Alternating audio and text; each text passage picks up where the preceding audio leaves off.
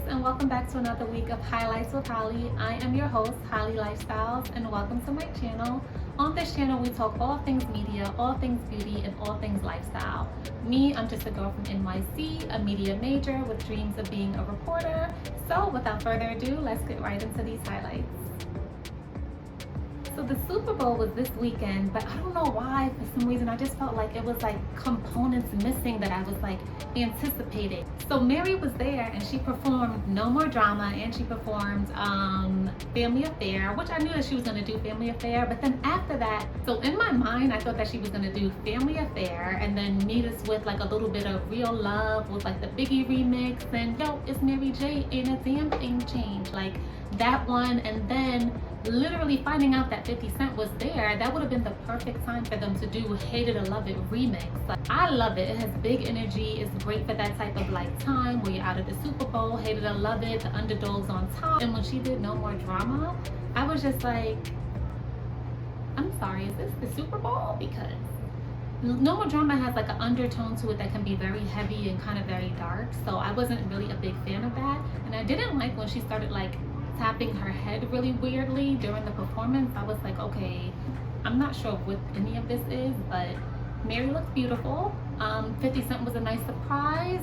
To leave it off on a positive note, it was great to see him after not seeing him for so many years perform. But with him, I wanted him to do, he did In the Club, which was cool, but I would have liked to see him do like I Get Money, like I get money, money I got. Like, I love I Get Money. I Get Money is one of those like good party songs, like that environment, everybody's there, they feel like, you know, that's big energy for that type of venue. Kendrick's performance was cool. I loved it. I think that I wish he would have had a little bit more time on stage because I felt like somebody else got a longer set than he did. I don't know who it was, but his set was really nice. I loved it. So Dr. Drake did a very small, quick tribute to Tupac Shakur, and anybody who knows me knows that I love him with my whole heart, and he was a big inspiration for me when I first started doing poetry, writing, and performing. So I did spoken word like for real. And Tupac was a big inspiration for that. So I saw that he did a little I Ain't Mad at Ya on the piano, but it would have been nice to let his verse rock for California Love.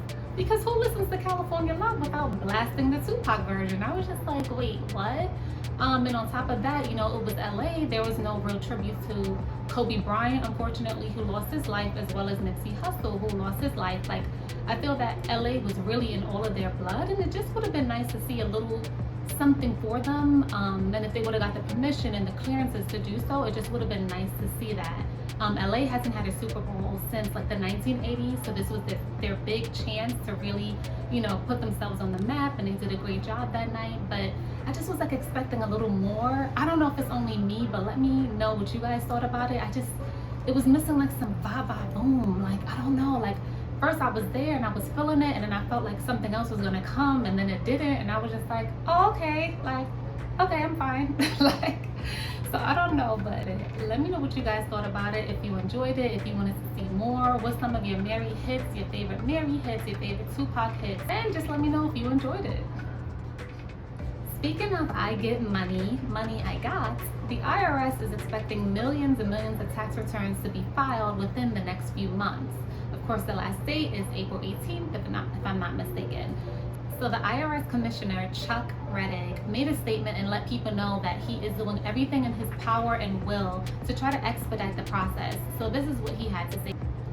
We have taken extraordinary measures to work through unprocessed returns and correspondence, including mandatory overtime by the IRS employees, creating and redirecting surge teams to address the inventories, temporarily suspending certain automated compliance notices, and, where possible, modernizing operating systems to accelerate the manual processing of inventories. So on top of people still waiting for their previous tax returns, another thing that's going to come into play this season is the child tax credits that people received last year during COVID-19. There's going to be errors about how people are going to account for those credits. Another thing is that the stimulus checks also need to be reflected on this year's tax return as well. So because of that, they are expecting many mistakes, which of course is going to lead to audits, which you know of course is going to lead to them taking more time out to address those issues. So some quick ideas that I came up with to make this an IRS Express for you instead of an IRS delay is one of the two things. Electing to file your returns electronically will definitely help expedite that. I know a lot of people maybe still don't have bank accounts and they prefer to get the check received in the mail, but actually setting up a direct deposit can expedite that payment for you if you are expecting a return. The second thing is to also consider that hiring a CPA or either a tax professional will probably be the best idea, only because there's so many things that's coming into play this tax season that you have to account for, and you really don't want to make mistakes with that. So I work in finance. I would trust a CPA with my whole heart. They're very strategic, professional. They are experts in their field and they'll know what to look for and how to break down your tax return appropriately to avoid any kind of audits. And then of course I would prefer you going to tax professionals. So those are just my two little tidbits just to keep you guys calm, stress-free, and out of IRS trouble. So hopefully those things work for you. I just know for sure that you would be in good hands, and for me there is nothing like a peace of mind. The Kanye West documentary just hit Netflix this week on February 16th, starring the one and only Kanye West. It's titled Jeen-Yuhs, follows his footsteps, his determination, and his journey in the hip-hop industry, first starting out as a producer and then proving his way to be an actual rap artist. He of course started with the Rockefeller Records with Jay-Z and Damon Dash, and the documentary shows so many clips and scenes of him day in and day out of all the work that he put in to prove himself as an artist on the label and for him to be taken seriously. So you guys should definitely check it out. There's one clip where he walks in and he has the instrumental to All Falls Down. And of course he literally starts rapping. No one knows what's going on. No one knows what's happening. Of course Dame Dash was giving you very much like the blank face, unbothered face that you know Dame Dash can give. Just like unbothered, right? And all the executives are literally paying him no mind, and he just starts rapping and going ham on All Falls Down. And of course that turned out to be one of the biggest hits that he had breaking into the music industry. The song went 2 times platinum, got him Grammy Award nominations, and becoming his first solo top 10 hit. So that song of course opened up so many doors for him. And of course in that moment you never think that, listen, this is where I'm starting now, who knows where I'm going to be after this. But I think it's so important to say and so important to realize that the plans that God has for you, no man can take away. So it's literally like you have to feel that in yourself and feel that dream, that shit has to live in you. You have to feel that dream, eat and sleep that dream, and literally know to continue to keep going for what you want, and nothing can stop you after that. So I'm so moved by his story. I'm super inspired by him, and I know that he's going through a lot of things right now, but I hopefully just hope that he's able to get through everything that he's dealing with. If he surrounds himself with genuinely good people and gets the professional help that he needs, I know that the old Kanye is in there, because College Dropout was my jam. I could rap it front to back. I love Late Registration, and I just want that old Kanye back. I know it's very cliche, but that's who I want. This man who was in the mud, who was lyrically inclined, who was like just a natural storyteller and just super dope. So I mean, I'm definitely wishing the best for him. Check it out if you want to. It's on Netflix. It's a 3-part documentary, Jeen-Yuhs, the Kanye West doc, and let me know what you guys think in the comments below. A Massachusetts daycare is under fire for teaching their toddlers how to make blackface masks in light of celebrating Black History Month. When one of the parents picked up their child and saw what was in their book bag, she got offended immediately, complained to the director of the daycare, and pulled her child out of the school. The parent even commented and said that this is unacceptable, and I'm trying to understand the concept of the lesson and the concept of the project. She actually has the same exact sentiment that I'm feeling right now, as well as other people who have protested outside of the daycare. I'm trying to gather, what were the little babies going to learn from this project? What exactly was this going to be teaching their 2, 3, and 4-year-old minds? I'm trying to understand what was the point here. When the daycare was contacted for comments, this was their rebuttal. Research for toddler curriculum was not executed or completed in the manner that it should have been. So we apologize to every and anyone this may have offended. I See Kids, Montessori.